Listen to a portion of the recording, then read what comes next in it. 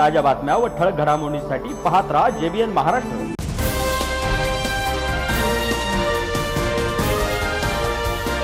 नमस्कार, मी मिनाल पिंपळे। पाहूया काही ठळक वृत्त।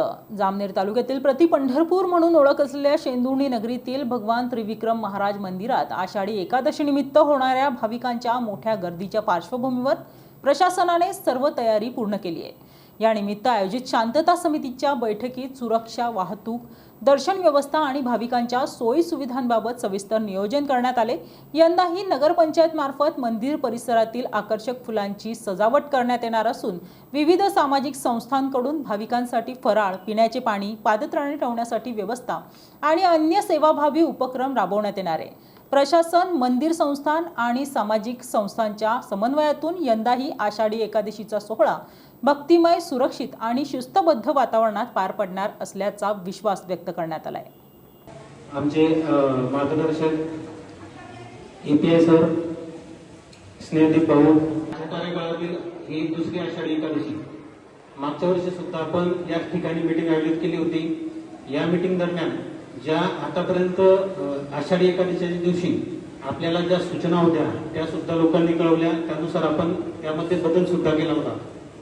याही वर्षी मागच्या वर्षी ज्या सूचना राहून गेल्या आणि नवीन जो आपल्याला बदल करायचा आहे, तर त्यामध्ये सर्वात अगोदर मागचं पहिलं वर्ष होतं, त्यामध्ये आम्हाला नियोजन थोडं कमी पडलं। सर्वात महत्वाची जी महिलांची सुरक्षा होती आणि महिलांची रांग होती, तर ती जवळपास 2 ते 2.5 किलोमीटर पर्यंत गेली होती आणि त्या ठिकाणी मागच्या साईडला काही गोंधळ व्हायचा, तिथल्या पोलिसांना तिथे जायला देता। आता परवाच्या कार्यक्रमासाठी आम्ही विनंती केली माननीय मंत्री महोदयांना। त्यांनी सांगितलं की पंढरपूरला जर गेलो नाही तर नक्कीच 24 तारखेच्या रात्री वके साहेब ते पूजेला येणार आहे, पण शक्यता 99% त्यांची तिकडे जायची आहे। दुसरं, आम्ही परवा कलेक्टर साहेब आले होते शेंदुर्णीला, तेव्हाही त्यांना विनंती केली, SP साहेबांनाही विनंती केली, त्यांच्याशी पुन्हा कॉन्टॅक्ट साधून ते जर आले तर त्यांच्या हस्ते आपण पूजा करू, किंवा आपण दरवर्षी त्यांना बोलवतात त्यांना आपण आमंत्रित करून चांगल्या प्रकारचे साहेब 24 तारखेला 25 तारखेला कार्यक्रम आहे ना आषाढीचा, आम्ही 24 तारखेला रात्री 11 वाजता पूजा चालू होते। 2-2.5 तास विधिवत महापूजा झाल्यानंतर आपण हे मंदिर दर्शनासाठी सगळ्यांसाठी खुलं करतो आणि ही गेल्या 250-300 वर्षाची आमची परंपरा। इथे मान्यता अशी आहे की तुम्ही सांगितलं, मी नेहमी सांगतो की ज्यांचं पुण्य आहे त्याच अधिकाऱ्यांना इथे काम करायची संधी मिळते। तुम्ही सारे पुण्यवान आहात, तुम्हाला प्रति पंढरपूर नगरीमध्ये या सेवा करण्याची संधी मिळाली। व्यक्तीचा नाही, हा सगळ्या गावाचा उत्सव आणि आपण सगळे भाग्यवान आहे। 1475 गावापैकी साहेब फक्त शेंदुर्णीमध्ये सगळेच भाविक भक्त जे येणारे असतात त्याच्यासाठी शेंदुर्णीतले नागरिक, तरुण मित्रमंडळी, व्यापार मित्रमंडळी जे त्यांच्या परीने कोणी साबुदाणा देतं, कोणी दूध देतं, कोणी चहाचे स्टॉल लावतं, कोणी पाण्याचे स्टॉल लावतं, तर ते त्याच्या गल्लीमध्ये असतं किंवा ज्या आपल्या दर्शन रांगा आहेत त्या मार्गावर असतं।